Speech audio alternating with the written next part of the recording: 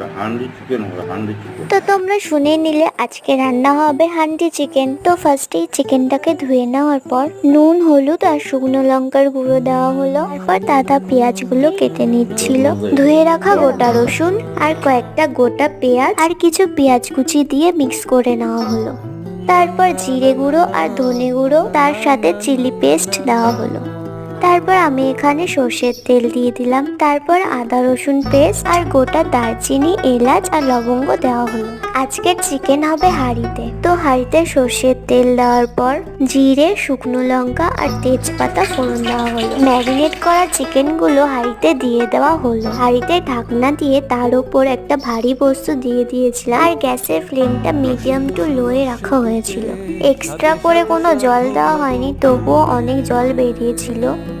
টেস্টটা খুব সুন্দর হয়েছিল। তোমরাও বাড়িতে ট্রাই করে দেখতে পারো।